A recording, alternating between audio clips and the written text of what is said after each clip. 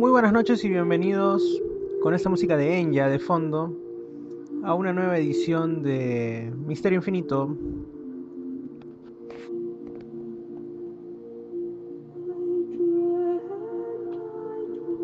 El tema para hoy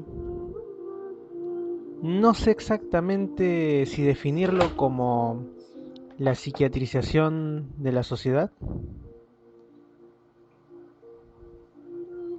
o quizá como los niños índigo. Bueno, tienen que ver ambas cosas. Les explico cómo nació este tema dentro de mis ideas para tratar. Son unos días en los que, como habrán podido observar, bueno, escuchar en un anterior podcast que subí, en el inmediatamente anterior a este, pues estoy hablando bastante con un tío mío, que es una persona entendida en cuestiones astrológicas, esotéricas, porque ha pasado por varios grupos de este tipo, como la Sociedad Teosófica, la Gran Fraternidad Universal y otros.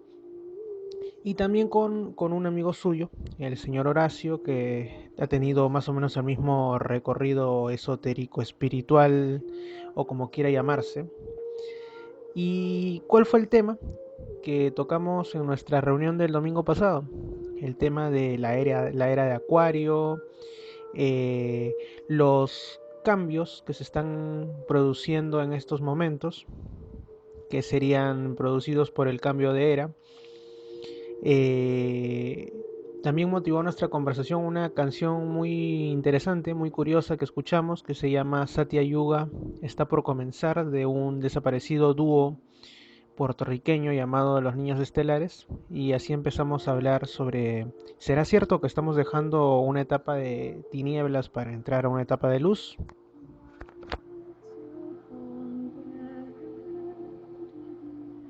Sea como sea, están pasando cosas muy curiosas en el mundo en estos tiempos, no solo a nivel geológico o climático, como la erupción volcánica de Chile de hace unos días, o como este fenómeno del niño que casi nos ha pillado por sorpresa, sobre todo a los peruanos, sino a nivel personal. Lo vemos en nuestras casas. Resulta que por mi carrera estoy llevando prácticas desde el año pasado. El año pasado estuve en un hospital psiquiátrico bastante conocido de mi ciudad, realizando ahí algunas labores y tuve acceso a historias clínicas, etcétera, que obviamente son confidenciales en cuanto a la identidad de las personas a las cuales pertenecen y por eso no puedo dar nombres ni aunque estuviera permitido lo haría. Pero sí me puedo permitir algunos comentarios. Para empezar, ¿cuál es el centro que yo le doy a todo esto? Me entró una duda, también motivada, por cierto, antes que me olvide, por un programa de Milenio 3 emitido hace un par de semanas atrás. Un programa que trataba sobre cómo nos manipulan, cómo utilizan la publicidad para doblegar la voluntad y los gustos de la gente y amoldarlos a los que les conviene al poder económico, político, etcétera. Eh, y nos dieron a entender que la mente humana es muy frágil, muy moldeable, es como una mota de arcilla a la cual le damos forma al capricho de quien la tiene entre manos. Pero también se trató de otra cosa, ¿no? ¿Qué es de lo que estoy hablando? Pues de la llamada psiquiatrización de la sociedad. Se nos decía de que la sociedad actual, pues, está sometida, por decirlo así, a una paranoia por parte de las instituciones médicas, de las grandes farmacéuticas que en su afán por querer ganar más dinero, de producir más, etcétera, han convertido sobre todo el campo de la salud mental en un hervidero de nuevos y supuestos traumas, síndromes, complejos, etcétera. Y esto ha llegado incluso hasta los niños.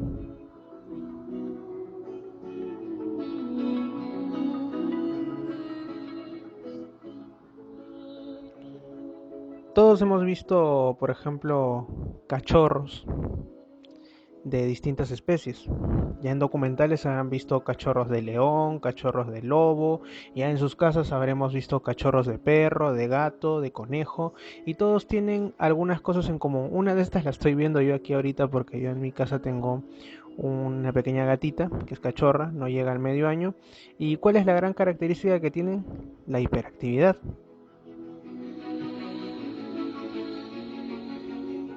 De hecho, mientras hago este video, mi gata ya se ha traído abajo una jarra de plástico, ha movido el módem del internet, entre otras cosas que está haciendo por su hiperactividad propia.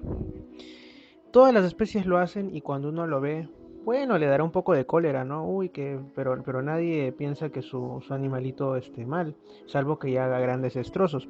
Y entonces, ¿por qué tenemos que pensar esto de los niños? Desde hace algún tiempo se han inventado nuevas y supuestas patologías como el trastorno de déficit de atención y otros más.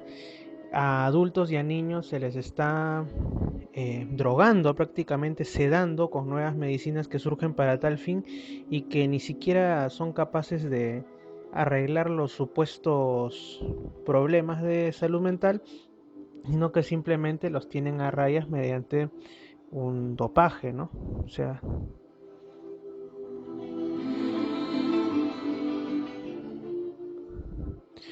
y casos como estos he visto muchos. El año pasado, como les digo, estaba en una institución psiquiátrica. Y no solo en este caso, el caso de los niños es de este año. Mencionaré primero el del año pasado. En este hospital, principalmente la gente que está internada tiene problemas de esquizofrenia en sus distintas variantes. Entonces ocurría que en uno de los pabellones en los que estuve rotando, asistí a una entrevista con uno de los señores que ahí estaba y él relataba muy asustado a la psiquiatra que en la noche se había despertado porque alguien golpeó la cabecera de su cama.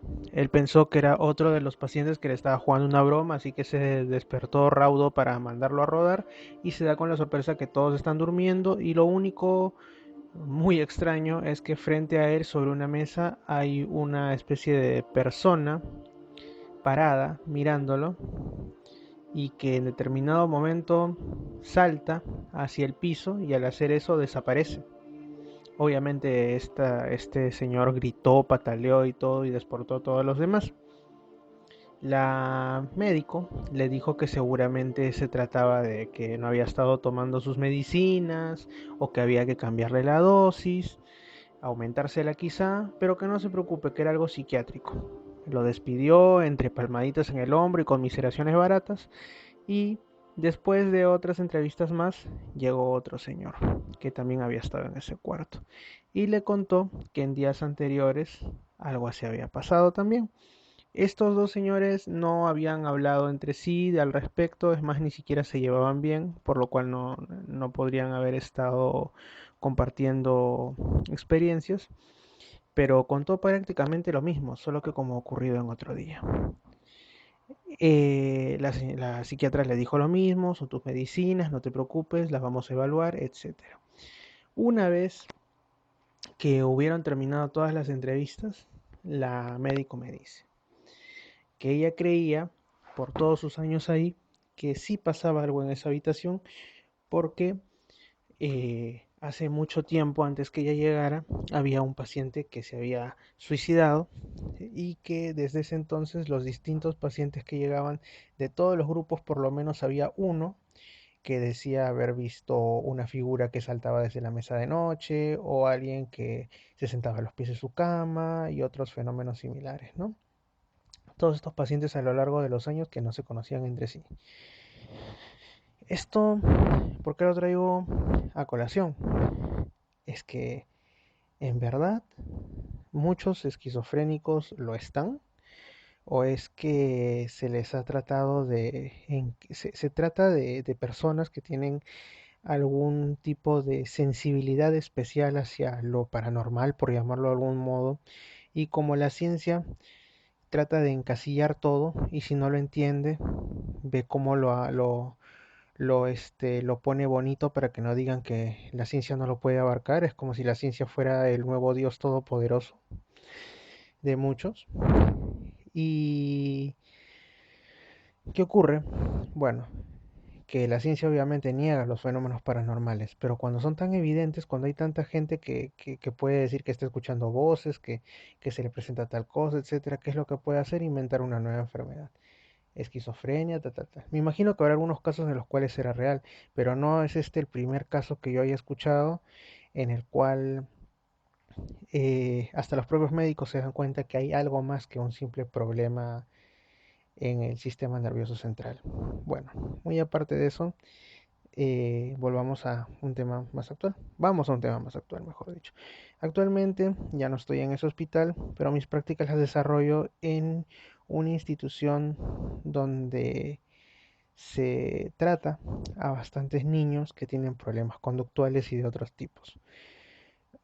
He tenido en esta ocasión que hacerles entrevistas a varios de estos chicos, a sus familiares, etcétera, para llenar las historias clínicas, etcétera, y bueno, y para ver sus progresos diarios. Me he topado con algunos casos que llaman mucho la atención. Se trata de personas, chicas, adolescentes, que son más despiertas que las demás. De hecho, una de ellas era rechazada por buena parte del grupo porque le decían, tú eres distinta. Ya desde pequeños nos enseñan a discriminar al distinto. Bueno, le decían, tú eres distinta. ¿Por qué estás aquí?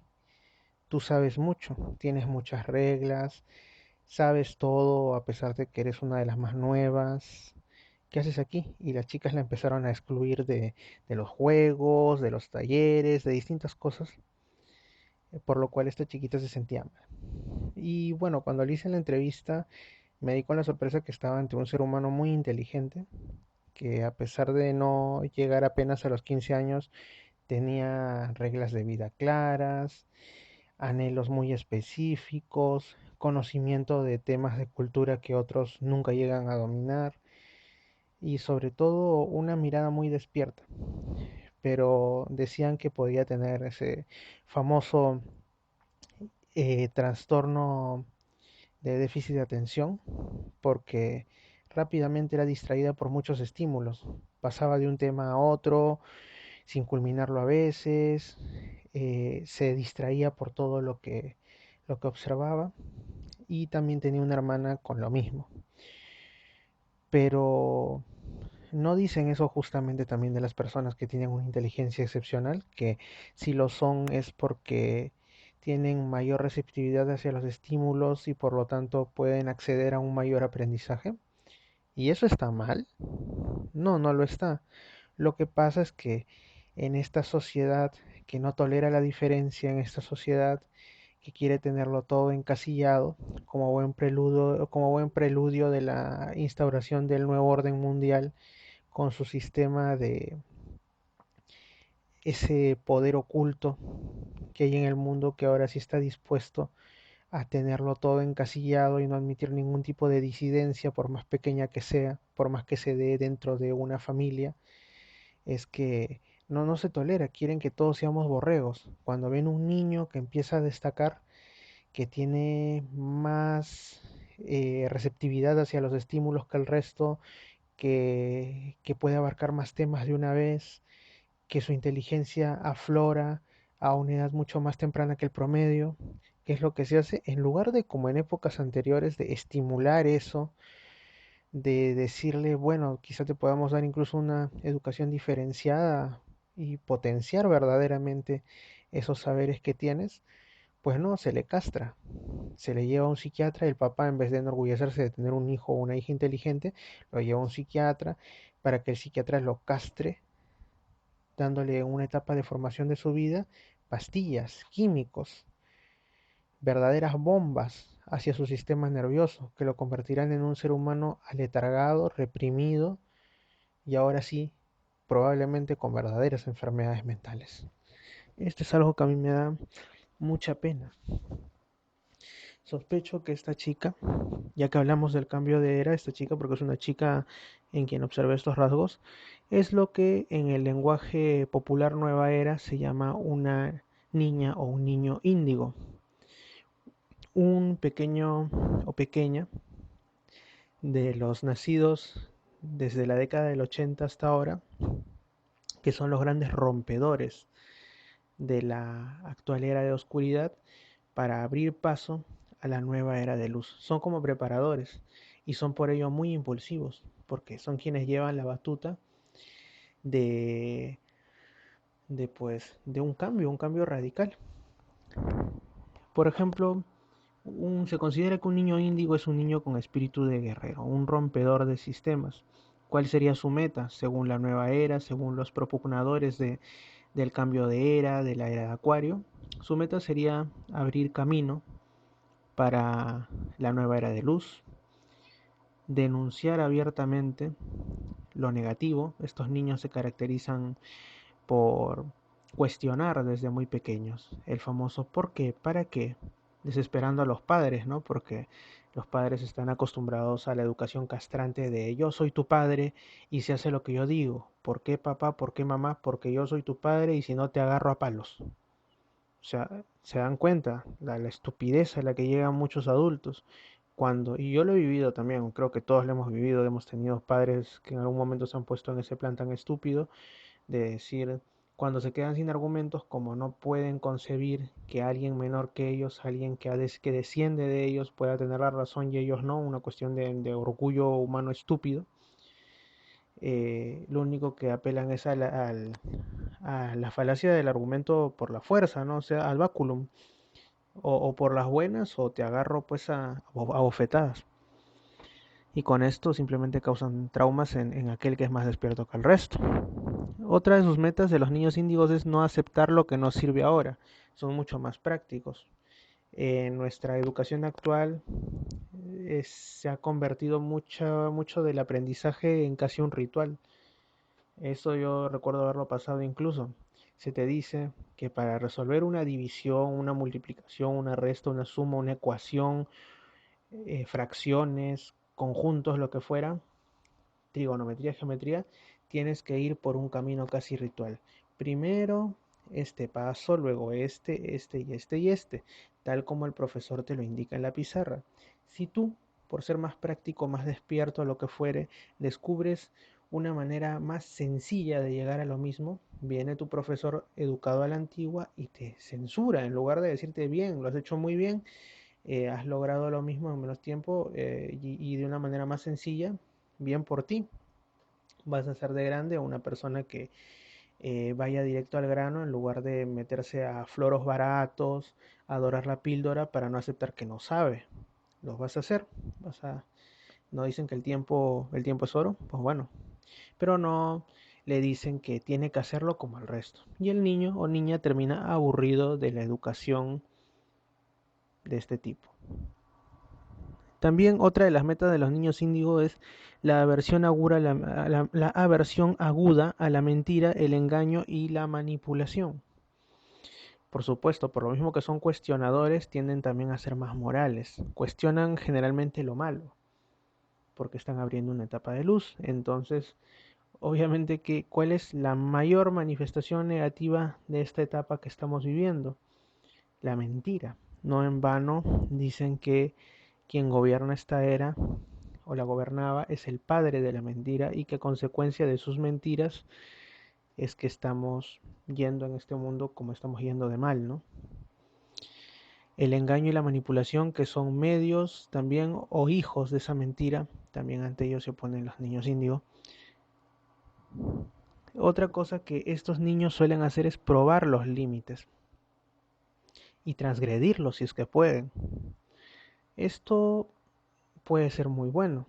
Por ejemplo, a ver, ¿qué se me ocurre? Quizá estos chicos, para horror de sus padres, quieran más temprano que el resto empezar a salir de casa, conocer nuevos lugares, conocer a nuevas personas y obviamente sus padres paranoicos, tal como los criaron sus propios padres, o sea, los abuelos de estos niños índigo, digan, no, no salgas a la calle, te puedes caer. No, no hables con extraños que te pueden raptar. No, no leas esos libros porque son para adultos. No veas esa serie de televisión porque te puedes traumar, eres chiquito y no lo vas a entender. Pero estos chicos, si quieren transgredir los límites, no es por malcriados, ni por atrevidos, ni por nada de ello. Simplemente es porque ya llegaron a un tope y quieren saber qué hay más allá. En cuanto a su personalidad, podemos decir que los niños índigos son por lo general extrovertidos, que tienen un comportamiento a lo pionero, es decir, pueden ser considerados originales, autosuficientes, creativos y bastante tercos, bastante testarudos. Muestran una gran determinación y una gran tenacidad para lograr aquello con lo que dirían se encaprichan, en realidad para lograr lo que se proponen. Y muestran también mucha energía y un escaso o nulo miedo para afrontar las cosas que vienen. Algo que como muchos adultos anteriores al surgimiento de los índigos estaban acostumbrados, por ejemplo, a no hagas eso, miedo a enfrentarse al resto, la dictadura del quedar bien, no hagas esto porque se pueden molestar, por más que estén en el camino correcto, pues estos niños no tienen miedo a afrontarlo y los padres se desesperan porque dicen, ay, ¿cómo haces eso? ¿Qué dirá el vecino? ¿Qué dirá la sociedad? ¿Qué dirán tus amiguitos? Pero pautas de conducta es algo que podemos también tratar para finalizar este podcast. Este niño siempre o esta niña siempre va a hacer dos cosas casi en cada momento de su vida: pedir y exigir. No son niños caracterizados por la pasividad, esos serían los niños cristal, pero no es el tema ahora. Son niños que van a, como lo decía antes, pedir explicaciones por todo. ¿Por qué me estás imponiendo este castigo? ¿Por qué me mandas a esta escuela? ¿Por qué me dejan esta tarea? Exijo que me den más libertad. Exijo que me compren ese libro. Exijo que me expliquen el porqué de esa injusticia. Exijo que me des una explicación. Y a los padres no les gusta quedarse sin explicaciones o tener que dar explicaciones incómodas o que ellos mismos desconocen por su ignorancia. Como ya dije, no temen a la confrontación, pero hay que educarlos en que está bien, pueden confrontar, pero hasta el límite que lo permitan sus posibilidades. No es lo mismo confrontar constructivamente que ser temerarios en exceso y poder acabar mal. Y como otra pauta de conducta, enseñarles a canalizar su rebeldía. Hay rebeldías buenas y rebeldías malas. Una rebeldía mala es ser el famoso rebelde sin causa. Yo me rebelo contra todos y no sé qué hacer más allá de eso. Simplemente me opongo a todo. Y ahí, ¿a favor de qué estás? ¿Qué nuevo modelo propones? ¿Qué quisieras hacer? No lo sé. Bueno, y te transformas en un vago que está en el Jirón Quilca chupando y que se cree muy rebelde y lo único que hace es que su hígado se le revele porque termina muerto de una cirrosis. Y ahí el rebelde buenos, por ejemplo, en nuestra historia, Jesucristo. Tenemos el ejemplo de Jesucristo, más allá de haber sido hijo de Dios y todo ello, fue también un rebelde a su tiempo. Mientras en su tiempo se aplicaba la ley judía conocida como ley del talión y en otras culturas también, ojo por ojo, diente por diente, me cortas un brazo, te corto tu brazo, él propugnaba la ley del amor. Si es que te dan una cachetada en una mejilla, da la otra mejilla. Puede sonar medio tonto, a veces también me choca, sobre todo cuando vemos los acontecimientos actuales en los cuales los musulmanes matan a los cristianos y cosas similares, pero al menos para cosas pequeñas me parece que quizá no darle otra mejilla, pero no darle más pie a la confrontación a la otra persona. Y con esto estás siendo rebelde, porque mientras todo el resto devuelve golpe por golpe, tú estás siendo esa piedra de contradicción, por decirlo así, que invitará a muchos a que digan, ¿y tú por qué eres distinto? ¿En qué te basas? Y en verdad ocurre. Pocos o muchos no lo sé, pero se preguntarán por tu actitud y te preguntarán, ¿y qué puedo hacer yo para controlar mi impulsividad, mi cólera? Y así. Bueno, después de esta improvisada en realidad alocución, por llamarla así, sobre la psiquiatrización de la sociedad, los niños índigo y por ahí otras cositas que surgieron en el camino, me despido. Les pido que reflexionen sobre estas cosas y que si tienen un niño o una niña disque hiperactivo y todo eso, pregúntense, ¿en verdad es que mi hijo o mi hija está mal? ¿O es que yo quiero llevar una vida tan cómoda que me molesta tener un niño vivaz en casa?